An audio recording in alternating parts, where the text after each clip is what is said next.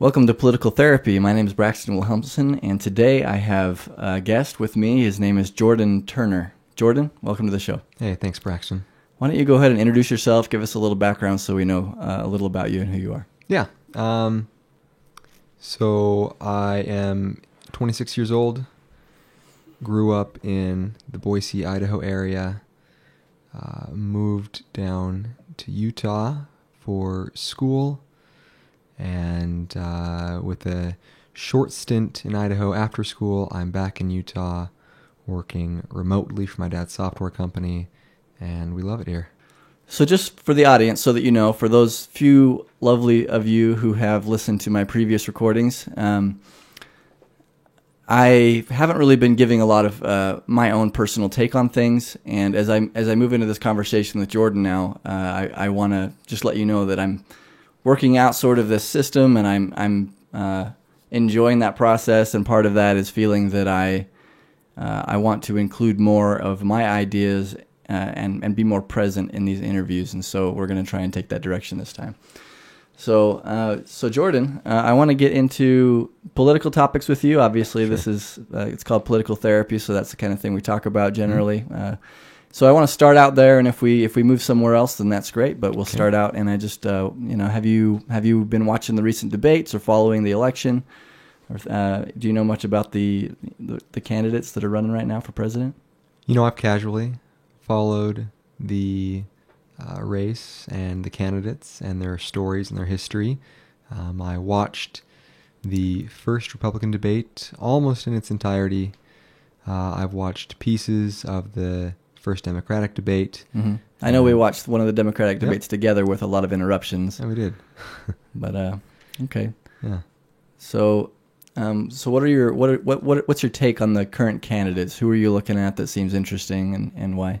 Okay, well, just, going off of interesting, then Donald Trump obviously is... Oh, he's an interesting guy. He's an interesting guy. Mm-hmm. So I don't necessarily agree with Donald Trump on a lot of things, but I've been really, really pleased at the effect he's had on this race, in the sense that I think kind of his shock jock type of approach to this race and to the election has really created a sense of honesty among other politicians.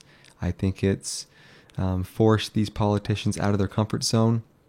So instead of speaking in sound bites like they typically do, I think they've been forced to speak very, very candidly on some very, very serious issues, typically issues that Donald Trump himself has brought up. So I've been really pleased with that. He's an interesting guy. And then on the Democratic side, Hillary's a robot. Bernie Sanders is, an awesome, angry guy. Uh-huh. So between the two, he's the more interesting one. Yeah, for sure. I love it when he gets really excited and his white feathery hair starts flapping as he shakes his head back and forth and yells. Yeah, it qualifies for interesting. Yeah. It certainly does. Yeah. So Donald Trump is the interesting guy on the Republican side. Bernie Sanders is the interesting guy on the Democratic side. Okay. Is there one or a few of the candidates that you like or that you're leaning toward in terms of who you might like to have be in charge of the country? Boy. Well, if it has to come down to the Republican Party versus the Democratic Party, I guess one guy I'm kind of leaning towards on the Republican side would be Rubio. Uh-huh.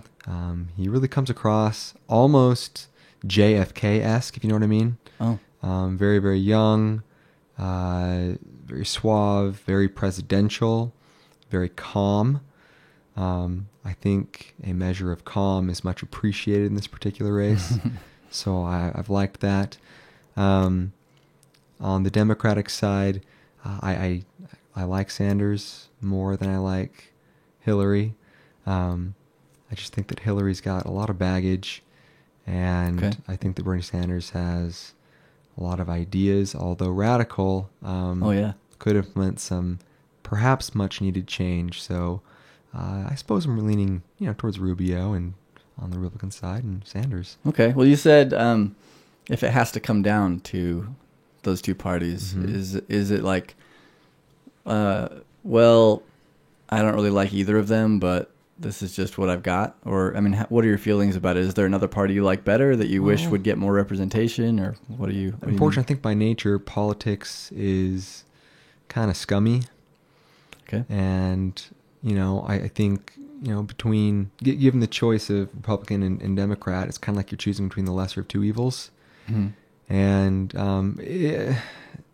really, they're all the same. I mean, they are just these folks that talk in sound bites that I'm not sure they affect any real change. For example, I'm not sure what in our country or what in my personal life would be terribly different had 4 years ago Mitt Romney beat Obama. So I'm not really sure what one candidate would do differently over another, besides what they say. But again, I'm not sure what practically is different once they are made president. Yeah. So that's kind of what I meant by that. I think there's a saying that says if you want something done the right way, you got to do it yourself. Are you going to be president? That's my goal. No, it's not my goal necessarily. That's why we're interviewing Jordan, so to get his campaign That's going. right. Future President Turner here. Really though, I do think that there's a lot to be said in being heavily involved in the political process yourself. Okay. And I suppose that, getting your hands into the process is one way that you can make a change. Whether I'm getting involved at the very, very local level, being on a school board or whatever, that is one way that I can do a small part. Getting to what you're asking, though, is, how can, what can be done to change that on a national presidential level. I think you need to continue to vote and make your voice heard. I think it's important to participate in all levels of the process, including watching the debates, which I've done an okay job of, not a great job of. And then I think you need to make your voice heard just as much as you can. That's all you can do. Yeah.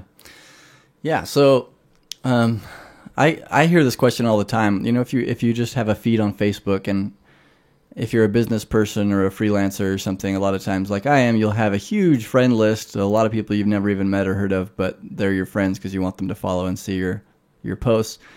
And since I have so many friends, I see this feed just updating just super fast, and a lot of political posts, and a lot of them are posts about the elections and about, okay, well, there's these 3 candidates that I'm kind of narrowed down to. I kind of like Rubio. I kind of like Cruz. I kind of like Christie, or I don't know, whoever. It doesn't matter.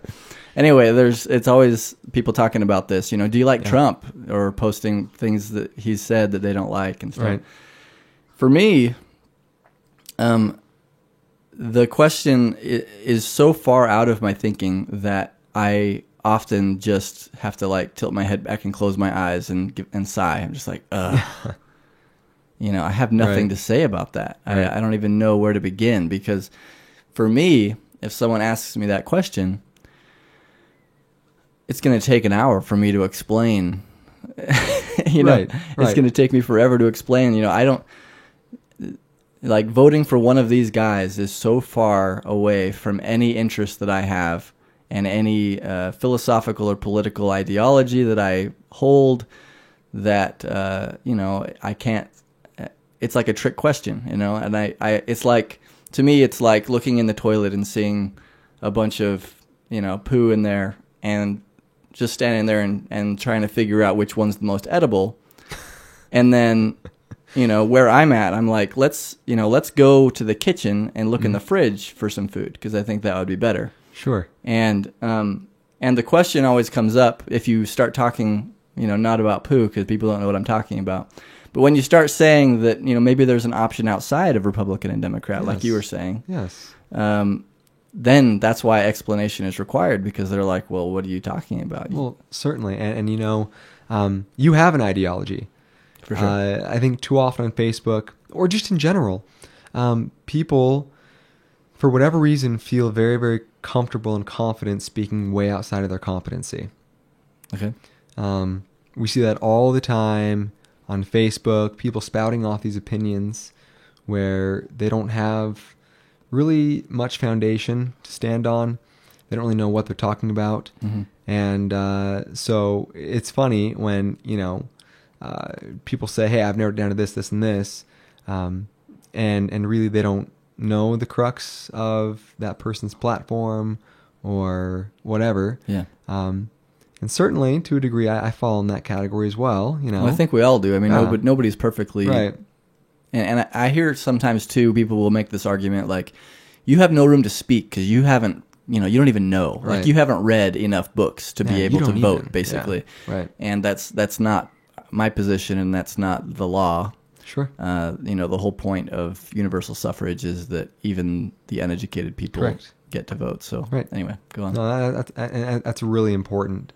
But all I meant to say with that is that I think we'd be better served if we all had a creed or a personal ideology that we followed and adapted as appropriate. Mm-hmm. But too often, especially on Facebook, you mentioned Facebook earlier, it's just a well of uneducated opinions that people espouse to be doctrine. And I think that's dangerous. And I think a lot of that comes from, it's the same way that I used to do before I started being interested at all in politics was when I saw a debate or when I thought about it, all of my decisions were based on emotional perception, basically. Yeah. So I watch a debate and, Donald Trump stirs up some trouble in the debate and, makes the other guys flustered and... and it used to be that I would watch that and be like, who handles themselves the best? Sure.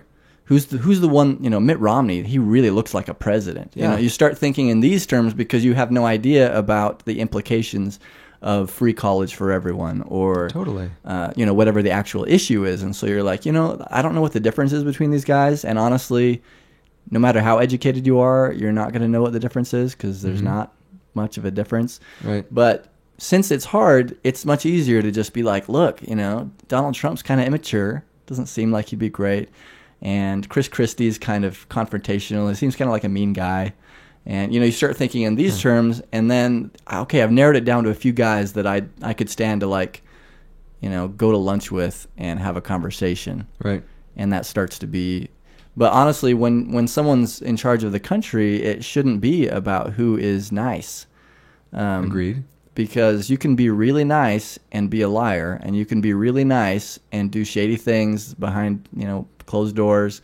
It really doesn't come down to personality. That's not the qualifying. Anyway, if you Agreed. believe that there should be a president, if that's in your line of thinking, the qualification for that office shouldn't be their likableness. Agreed. Niceness and likableness is not on the list of prerequisites for the presidency. Yeah, especially when these are parties that both espouse the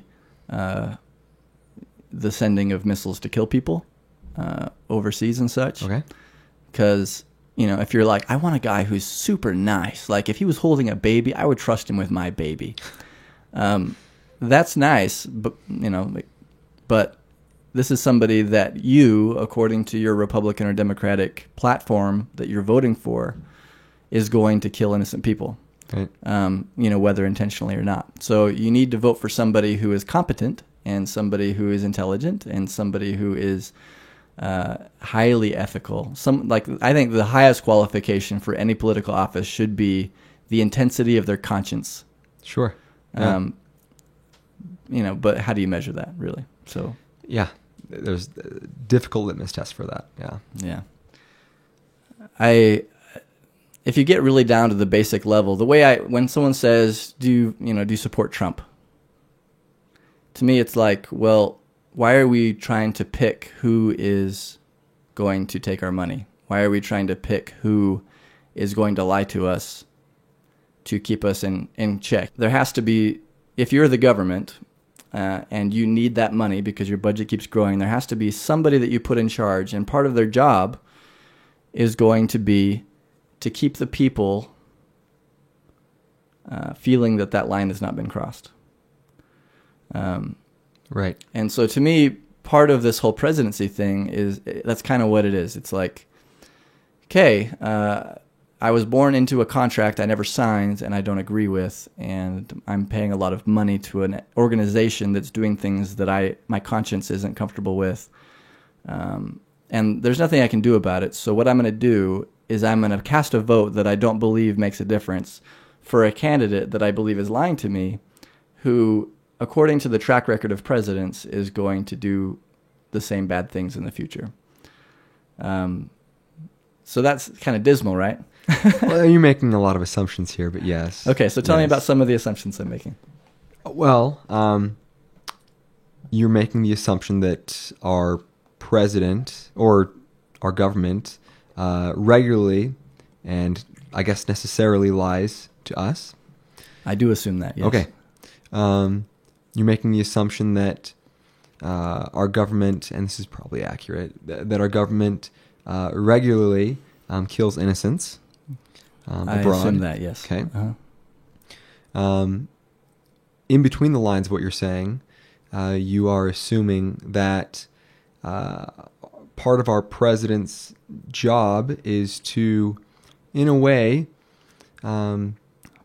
create fear so that the American people are more and more willing to part with their paycheck.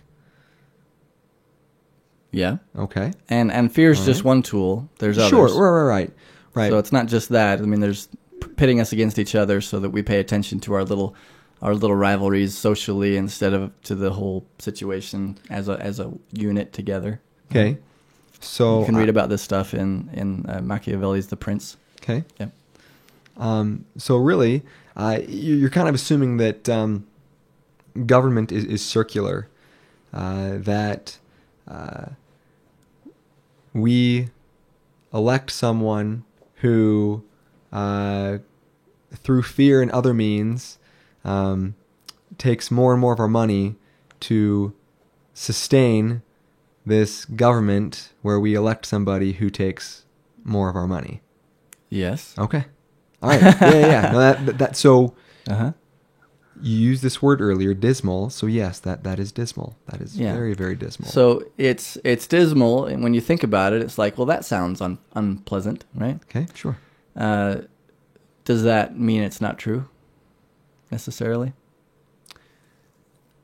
I don't necessarily think that it's quite in the terms that you are saying. Okay. I don't necessarily think that our government exists just to exist. I think that leadership is organic and natural. Mm-hmm. Whether or not our government needs to be as big as it is can be debated. But this idea of leadership and government, I think, is inevitable. I don't think structure in and of itself is evil. I don't think that governance and order and organization is necessarily bad. I think it brings about a lot of good. I agree. So I don't necessarily agree with the assumption that our government exists just to exist, that it exists merely to Well, grow. I think you can't really attribute motive to government. Okay. Government it's not a person. Okay. It doesn't have a conscience. It doesn't have a personality. Right. Again, it's an organic. Yeah. And I agree with you that, leadership and organization are naturally occurring and positive things. I think that, I'm not saying that I want the world to burn or something, Right. But so you can't attribute, it's like personification of an institution. But the way that I see it, this institution exists, and we're born into this country where it exists, this world where it exists. And when we become teenagers and adults, we start to understand how it works. And some people are in an excellent position to take advantage of how it works. And they see government as a tool or a vehicle, an opportunity, something that can be exploited for whatever their motive is. So for personal gain, even for even a lot of people, I think, who get into politics, especially nationally or especially locally, I mean, do it out of idealism. You start out, you're like, I think I can make a difference in the world. And Right. underlying that, there's this excitement about everything that comes with that. Sure. I've personally experienced this because I have been a delegate in the Republican Party to see how it all worked. And I have thought about running for office because I was asking some of the same questions that I'm asking you about. Right. I'm disillusioned with some of the election process, and what can I do? I want to go get involved. I want to make it better and fix it. Being inspired, especially at one point by Ron Paul and what he was doing, essentially infiltrating the Republican Party to bring about positive change. So I was inspired to do that at one point, and I thought I'm not like a really charismatic guy that's going to go and everyone's just going to follow me because I look presidential and all these things. But I do have some talents that might lend themselves to running for office or being some kind of leader in that respect. And when I thought about that, and when I started to pursue it, I noticed some feelings inside of myself, which I think is one of the underlying motives for this whole podcast and everything that I do now, is this idea of introspection and paying attention to those feelings. But I had these feelings underlying my idealism was, and I'll be a big deal, and people will know my name, and I can, if I have a huge following, I can make a lot of money. And it was exciting because not only was I trying to make a difference, but it just was convenient that along with that difference came these things. And I wonder if often, not always, but often, if there's an inversion of that relationship at some point for a lot of these people, where they go and their idealism slowly becomes replaced as they're discouraged. I think when you go in a place like, you're in this body of 300 people and you're all voting for something, and you're like, well, I can't get anything passed by myself. I need to organize and compromise. And suddenly your idealism doesn't seem as effective as sort of giving up your ideals. And all that's left are those feelings of, but this is still pretty cool. I'm this big stuff. And I wonder, that's another assumption, but I wonder if that doesn't happen often. Well, I agree with that. First of all, I agree with that last part. I think that our government is full of politicians, and I think there are very few statesmen. What I want to hear from you, Braxton, is about your disillusionment. So, 10 minutes ago, we were going through, and I felt you were making all these assumptions, Right. which to you are truisms. So I want to talk about your disillusionment. I want to hear more about your story, about how you became disillusioned with the current process, how you came to really believe in what I feel are assumptions. Okay. And going back to the disillusionment and the dismalness of that, toward the end of this conversation, I want to get into why, for me, it's not dismal. It's actually positive, and how, especially for the listeners, if any of this is totally outside your thinking and sounds really depressing, how it can actually be an empowering, positive, and liberating thing. So we'll get into that. All right. But where I'm coming from, I made an intro for this political therapy thing. I made a short podcast and video where I sort of talked about this pattern that a lot of us live, of sort of going from day to day, doing the same thing every day, and feeling like something's not quite right, but not knowing why or what it is, and then sort of dismissing those feelings over and over and over again. So it all for me began when I was still in college, but I was working full time because I was an industrious young lad, and I worked at a place called Symantec. And I worked there as a workforce management analyst. And I'm not going to explain what that is because it doesn't matter, but it's as boring as it sounds. My job essentially was to check the sick line. People would call in sick, and I would go to a voicemail, and I would check it, and I would enter it in the computer on their calendars, on their schedules. And there were a lot more responsibilities I was qualified to do and that I thought I'd be doing, but that's what it came down to. I was checking a voicemail and then emailing people for roughly half an hour a day in a full-time job. So the whole rest of the time, and I worked there for 2 years, I had 7.5 hours every day with nothing to do. And it may sound good to you, and I did have some people say, "Oh, wow, that's like a dream job," and I was making good money doing it, like the best up to that point I had ever made. And I was, for the first 2 weeks, I was very excited to work there. It was like a real step up for me.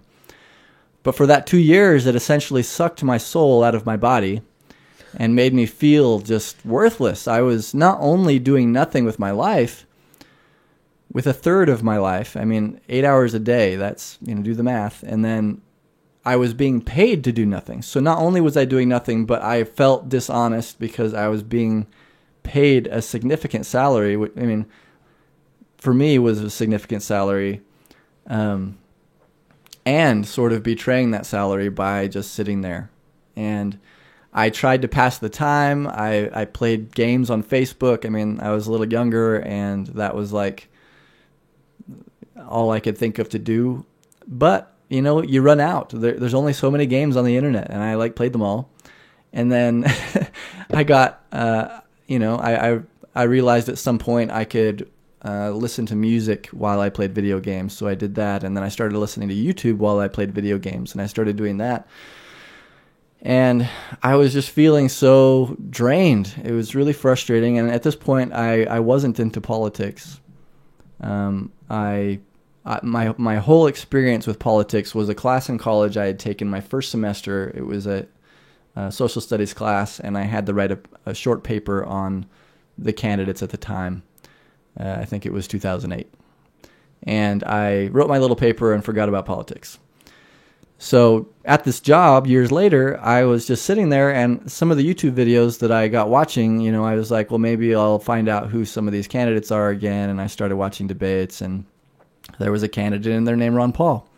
And Ron Paul was different than the other candidates.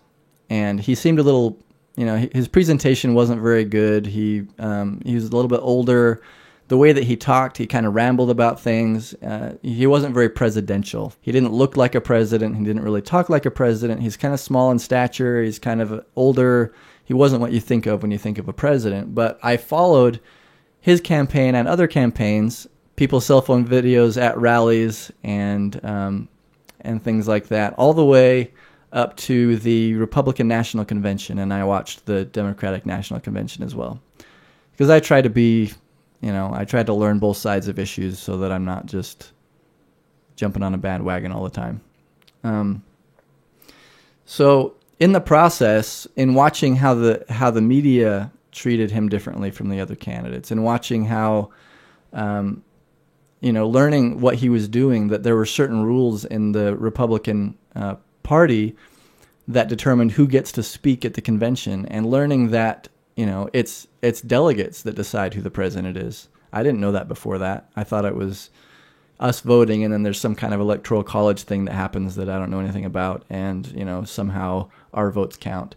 And so I started following this and learning about it, and there were a lot of fishy things going on, and I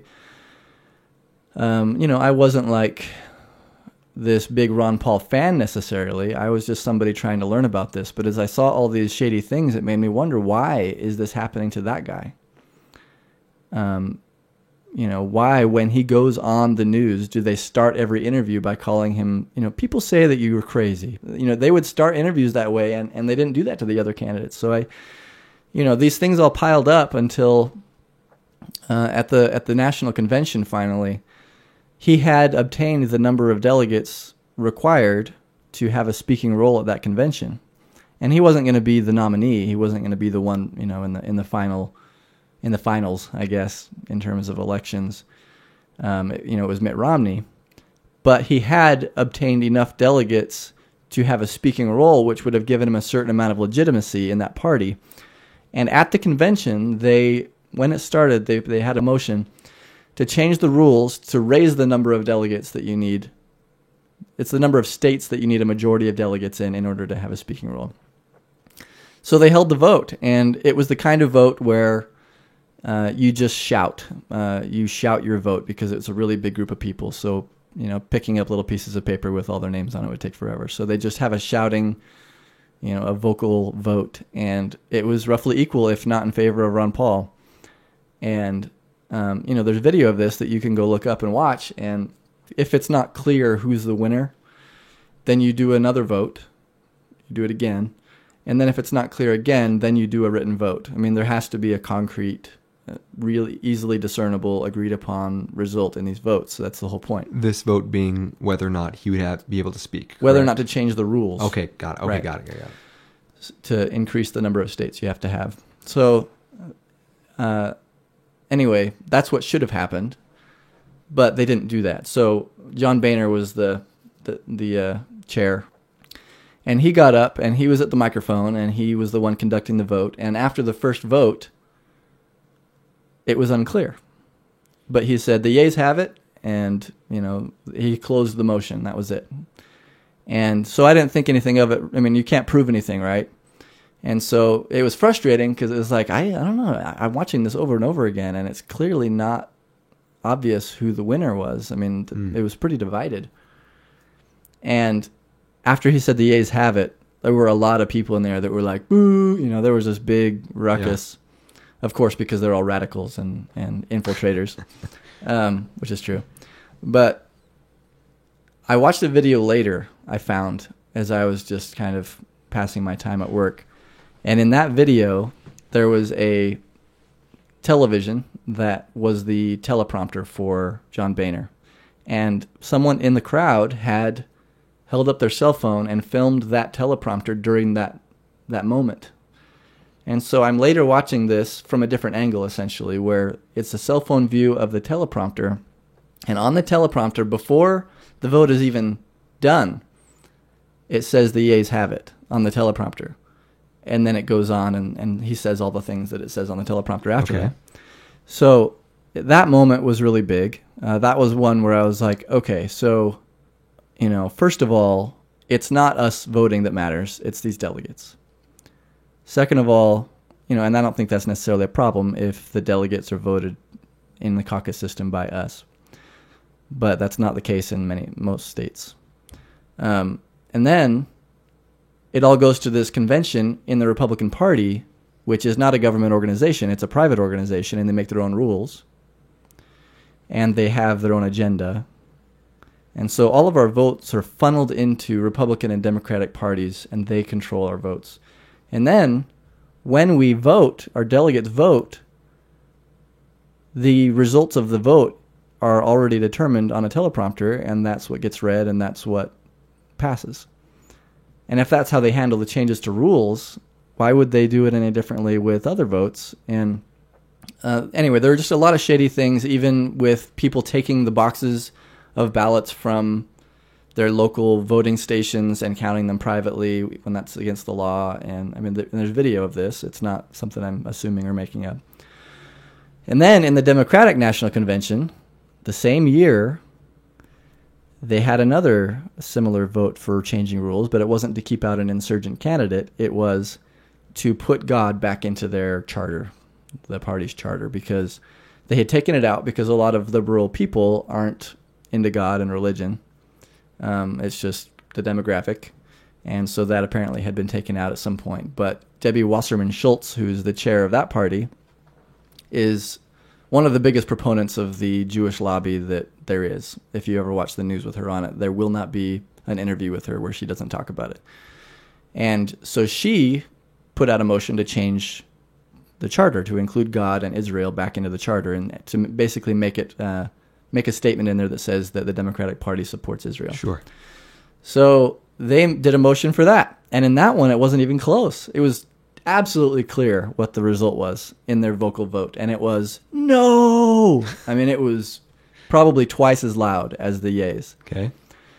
And the poor guy, there's this, I don't know who he is, but there was a guy standing out there at the mic trying to conduct this vote. And he just looked like he was He was about to just have a nervous breakdown. He's standing up there. It didn't go as planned, and you could tell. He's just like, oh. He like turned around and talks to somebody comes up and whispers to him, and he goes, okay, we're going to do it again. And they have another vote, and it's clearly no. And they did it 3 times, and after the 3rd time, he's like, the yeas have it. And they passed it. Wow. And so this was my initial exposure. This wasn't like, I've been following politics for 30 years. Mm-hmm. It was like, okay, the one time that I watched this, and I follow it all the way from the local level all the way up to the conventions, I see this kind of stuff over and over. The lights getting turned out in the in the building where votes are taking place, and just like weird stuff, because it was clear that they were all Ron Paul insurgents. Stuff like this was going on, and it's on video, and I was watching it, and at the end of all of this, especially these conventions, it just became clear that there's a difference between what I have been taught about this, or what I understood it to be, and what it is. Okay. So it kind of all started there, but there are things that, in addition to this, are absolutely true that are outside of what I should have believed, what I learned in school or what I learned on TV.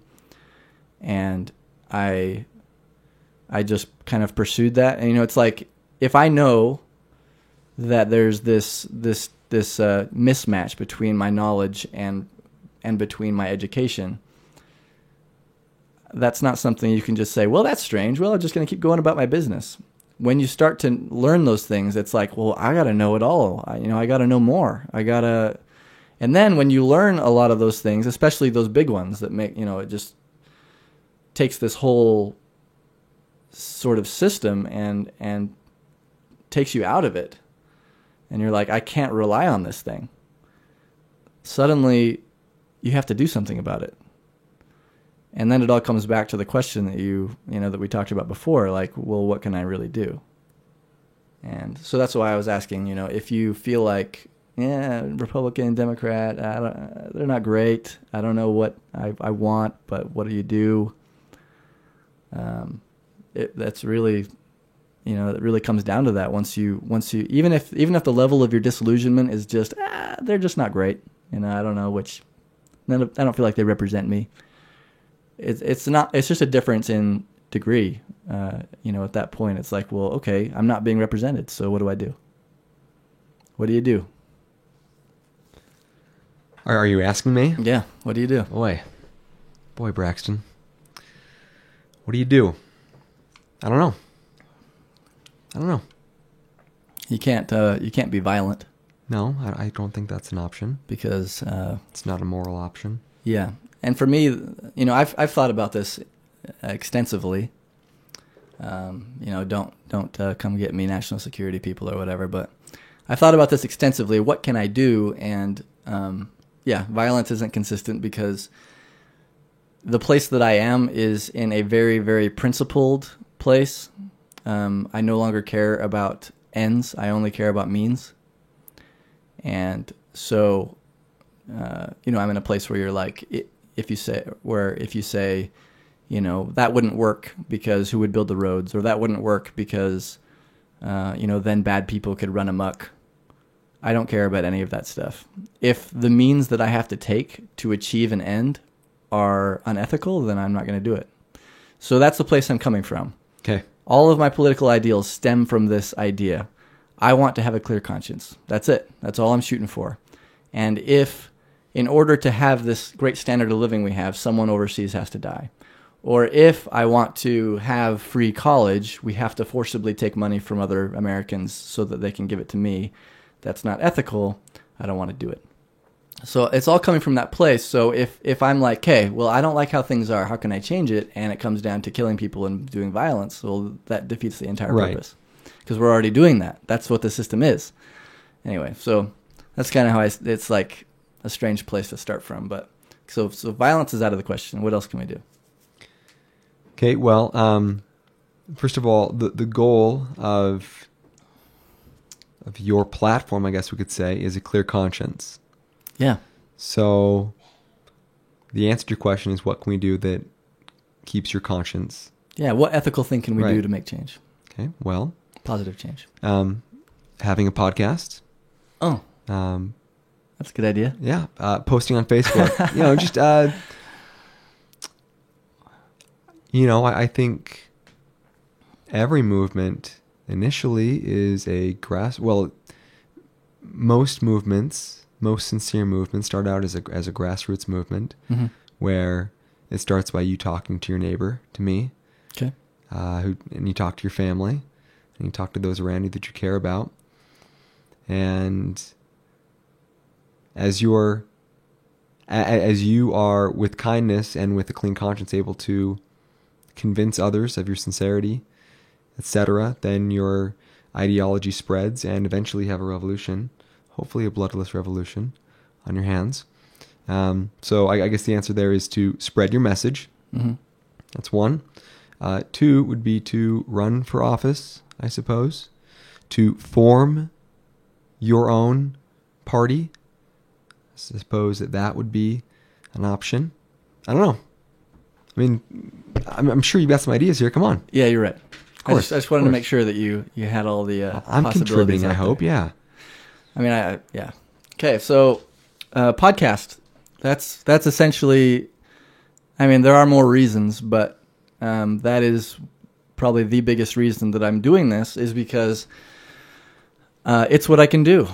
This podcast is my way of sort of participating in this more distributed opportunity where we're just saying, look, I'm not in this to get rich. I'm not trying to be this giant media organization where I'm going to pay my anchors $20 million to sit behind a desk and read.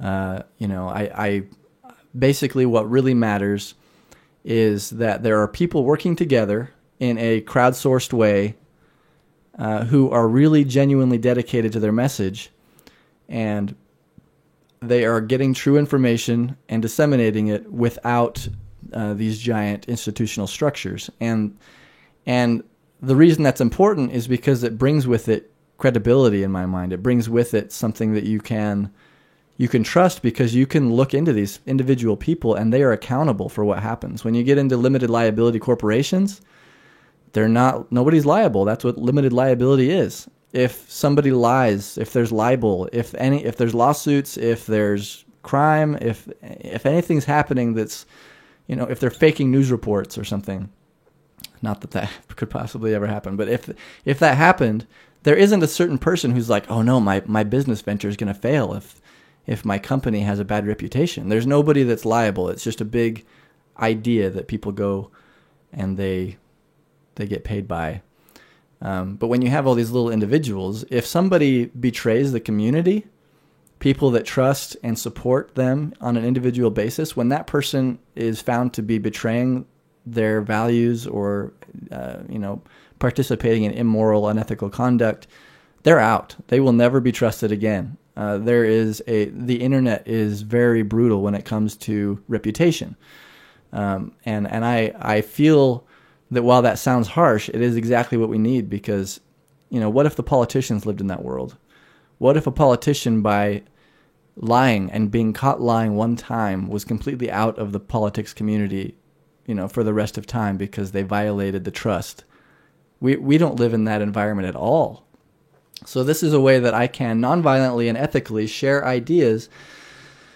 This is the other side. It's not just to participate in this distributed thing, but it's like,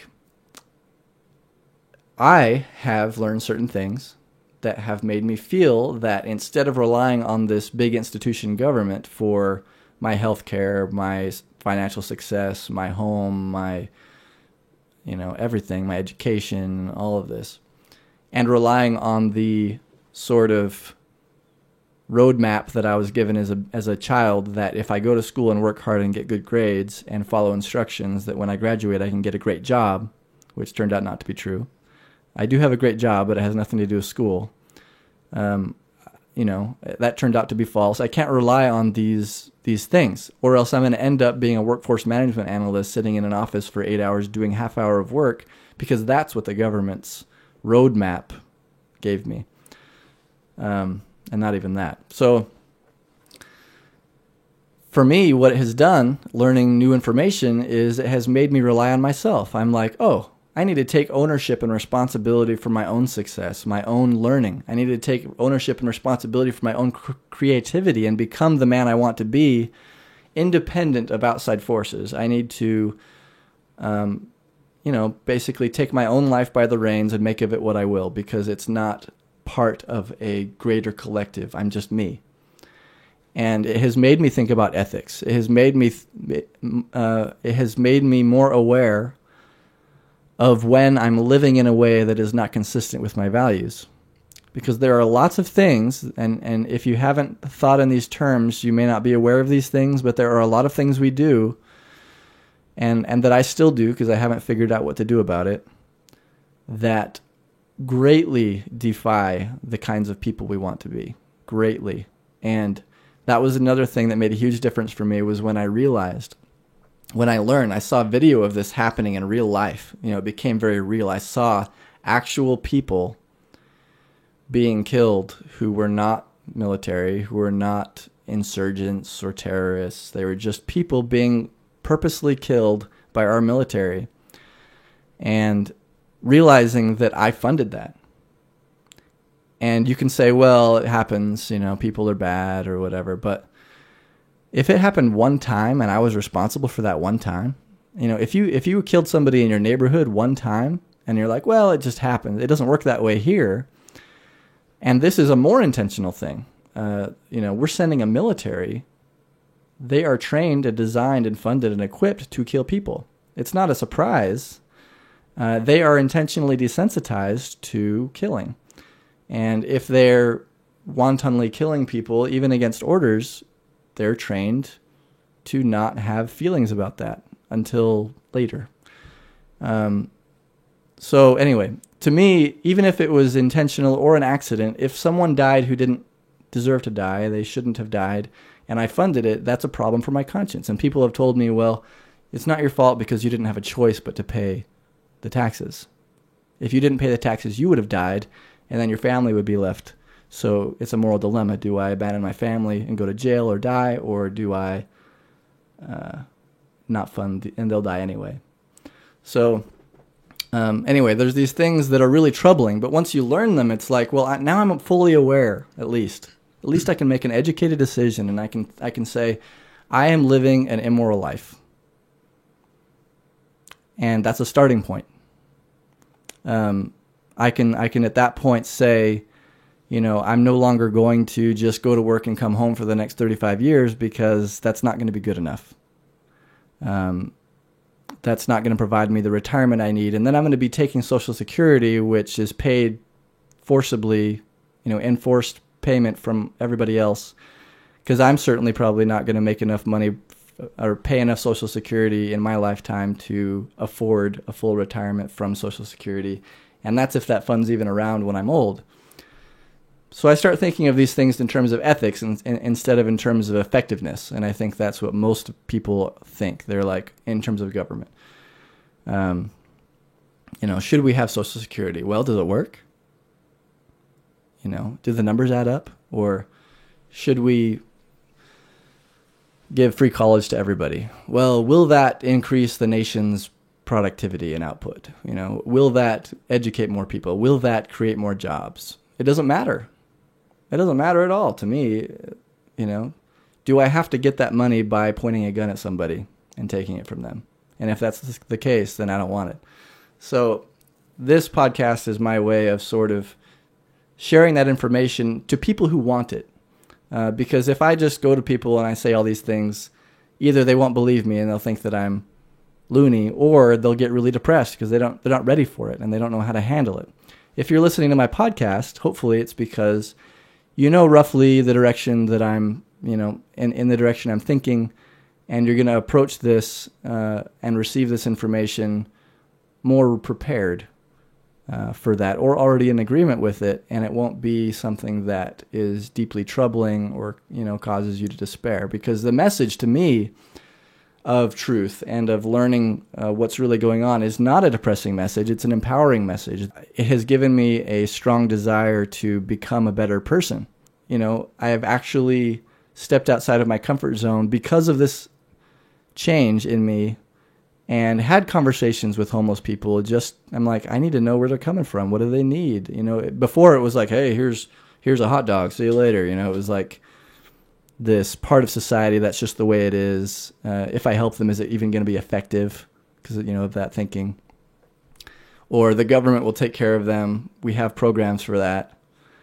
But now, having stepped back and not relying on that, it's like, well, you know, if you're going to advocate for a society that governs itself, you know, and like you said, Jordan, a smaller government, even a smaller government is in the same direction as my thinking.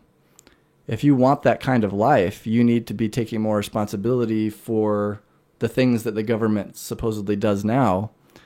And part of that is helping out random people for no reason.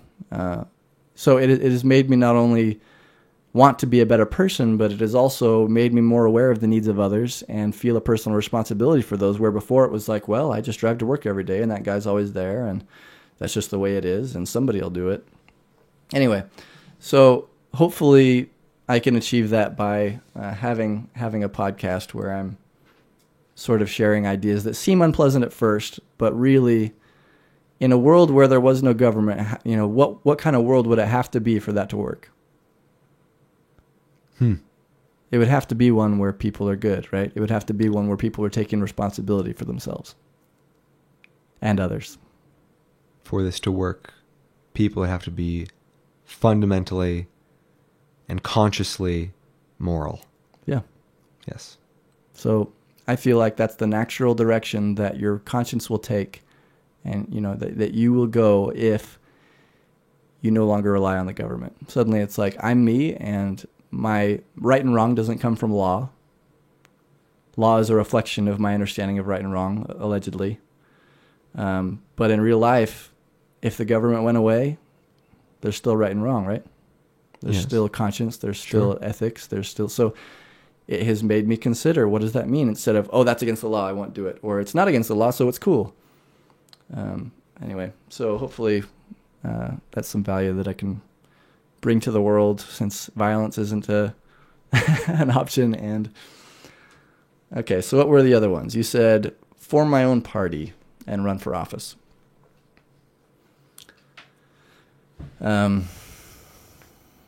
So how would that work exactly? Given that my position is essentially to dismantle government, if I formed a party and gathered together like-minded people, and one of us or all of us ran for office, what would be the positive effect of doing that, do you think? Well, perhaps this isn't the best solution for you, where you are very idealistic in this, and you are really, in a very practical sense, trying to be the change that you want to see in the world. Yeah. So, I mean, I'm not even sure how far we need to chase this idea, this concept of politicians lying, all the dismal assumptions that you made at the beginning about our system. Those are things that people are willing to settle for because that's what they're familiar with. Mm-hmm. You know, it's so funny. We look at the Middle East, for example, and we look at different dictatorships or whatever, and we think to ourselves, oh man, they need democracy. They need something better. Mm-hmm. What I think what we fail to understand is this idea, what we're discussing right now, that to them, what they have is acceptable, is fine, and we fall into that same trap. Is there a better option than what we have now? Probably, but I think people are oftentimes, and as a whole especially, the group of people are too scared to reach for something better. Mm-hmm. I think that's the trappings of the natural man. I think it's very, very tempting to rest on your laurels and to accept what's been given to you. I think that it's a lot easier to forego using your agency. I think it's a lot easier to not take a risk. that could potentially fail, but regardless would lead in your growth, would result in your growth, and it's just easier to not make a change at all. I think that when people just accept what's given to them, it's their way of giving up responsibility for the situation. Taking on responsibility is hard and scary, and requires work and requires accountability. So, yeah, everything you're saying is true. I don't necessarily see this changing without a very deep and conscious look into, everyone's soul, basically. Right. And this has to be done on an individual level. What you're talking about, your type of revolution, would literally be a transformation of the individual's heart. This could not be something you could just bandwagon onto. Yeah, I agree. It'd be something It's not like a leader you're electing to do this for you.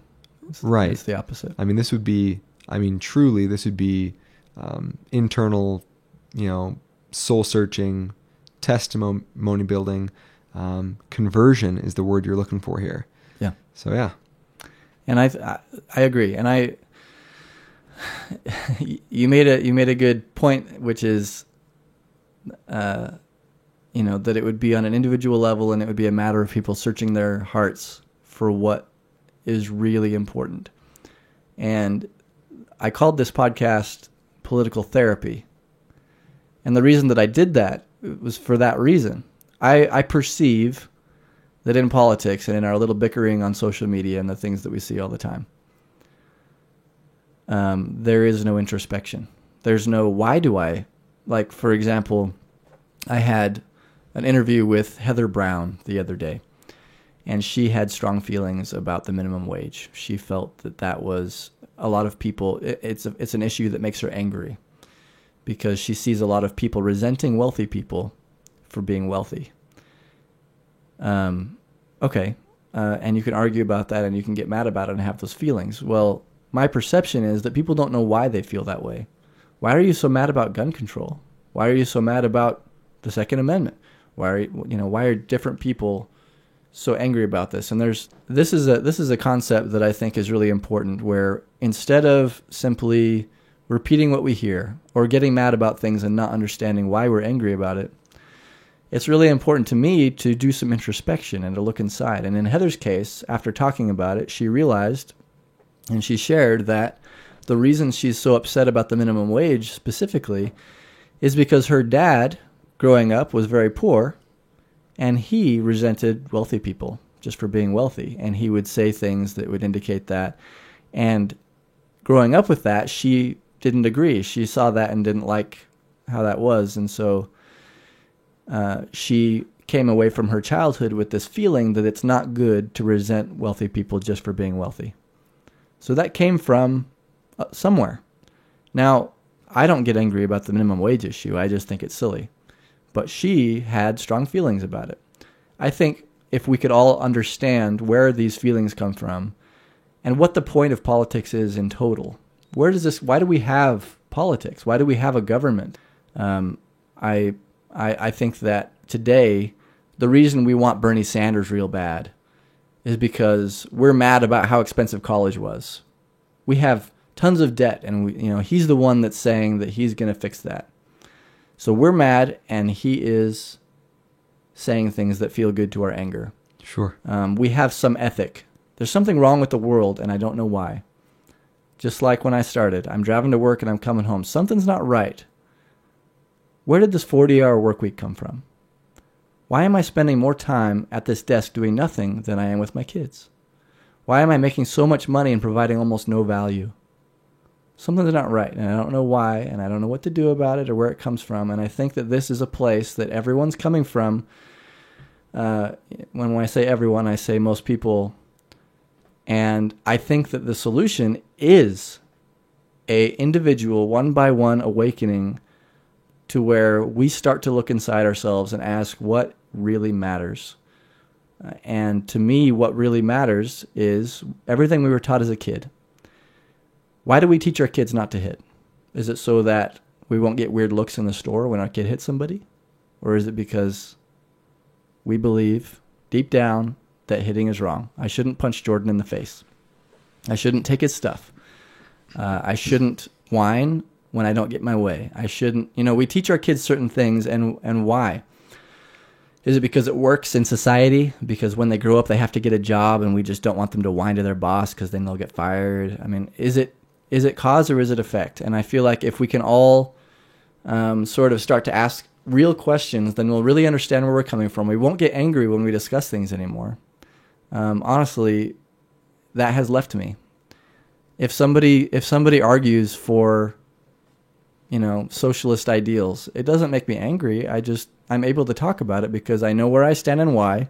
I'm confident about those things, and I'm able to consider new points of view because that's what I've been doing this whole time.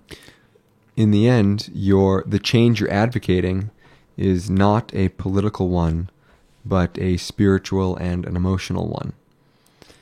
The political change would be that'd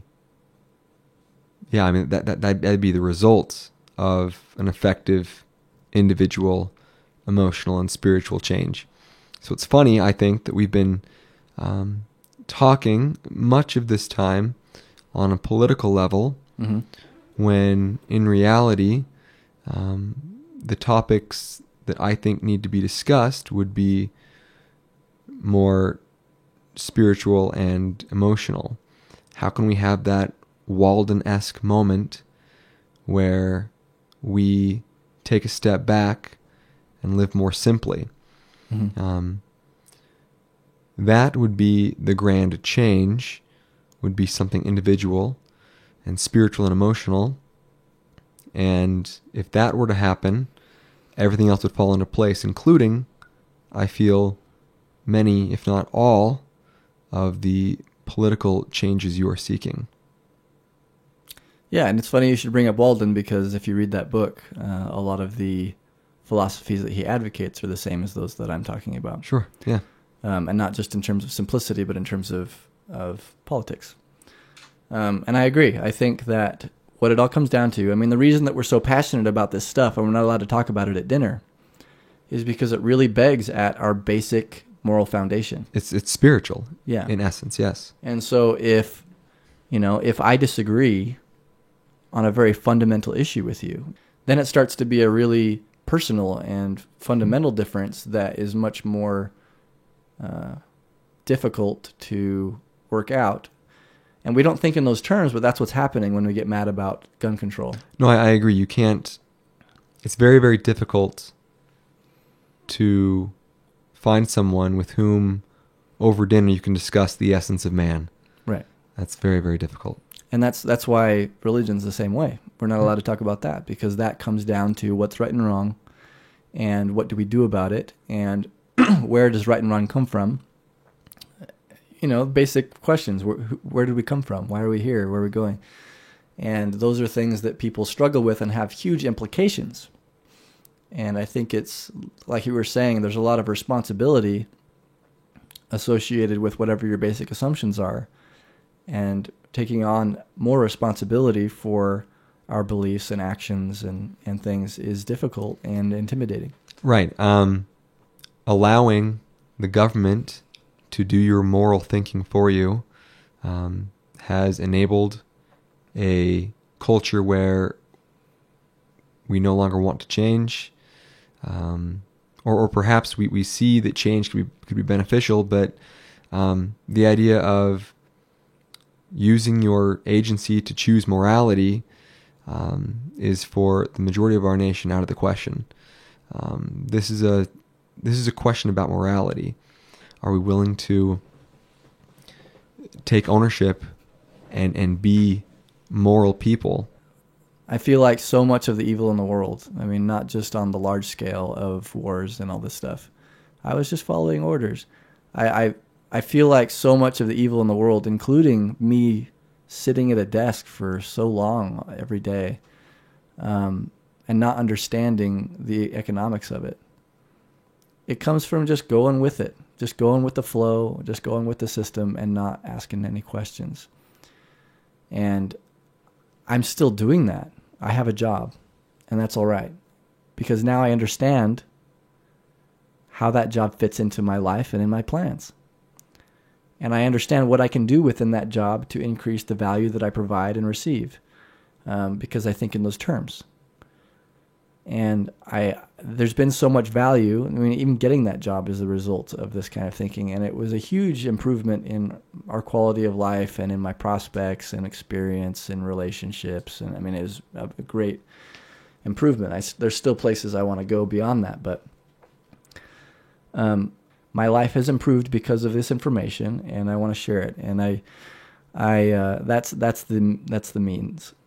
And the end would be if enough people like me are doing this or doing it in other ways and taking care of the needs of their communities and their own needs. And I mean, if the more people that are living a deliberate life, which is a Walden principle, the more likely it is that the actual system will feel the effect of that change. Because the only reason we need government, if you know this, it seems very clear. The only reason we need government, allegedly, is because people are evil. If you read Hobbes, Leviathan, that is the basis of the Leviathan, which is the government, is that people are basically evil, and so we need an institution to go round them up, keep them in check, make sure that they're being ethical, because they don't know how to do it themselves. The conservative view, not Republican view, because they want huge government too. The conservative view that we need a tiny government, we just need a little bit, because we need some basic services, but just a tiny bit. But for the rest of everything else, we need to get government out of the way so the market can flourish. That idea comes from people are basically good. And there's going to be a few exceptions, but we can handle it with our tiny government. So if you think of it in these terms and you're like, okay, one of the biggest arguments against like anarchy, for example, having no government, is everyone would run around and they would start raping and pillaging and burning down buildings, because that's what anarchy is. Everyone's suddenly going to have a Molotov cocktail and we're all going to burn. And the immediate response and the most obvious response to that question is, if the government went away tomorrow, would you start burning down buildings? Yes. No, I'm kidding. Would you go out and kill people? And if the answer is no, then there seems to be a problem with your reasoning. And again, it comes down to the individual. So, if you believe in the power of yourself, if you believe in the quality of yourself, and that you are a person who is striving to live ethically and achieve your great potential, I think that naturally with that will come a recognition that, why do I need this enormous thing, this enormous concentration of force hanging over my head to ensure that I'm doing good, when my intention is to do good and I am working actively to be good, but I'm terrified of other people and what they're going to do. I mean, that's where government comes from, is that. So anyway, that's kind of where I'm coming from. I just think that, if you're coming from a place of truth and honesty, and you want to be the greatest you can be, and it's based on some fundamental ethical principles, that's just naturally going to be what you want. Thanks for coming and talking with me, Jordan. Yeah, you got it. Anytime. I hope we can do this again. Likewise. And I think I just want to leave the audience with a thank you. I told you at the beginning that I wanted to go a little direction and start sharing a little more of my thoughts, and that resulted in much more material in our recording.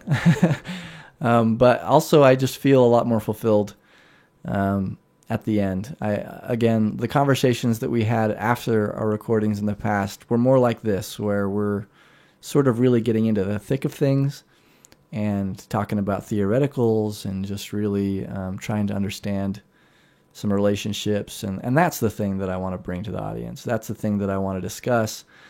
And anyway, it feels good, and I appreciate you listening. And I hope you'll join us for more episodes like this. Subscribe on YouTube. Feel free to download on iTunes, and I'll have lots more content coming your way.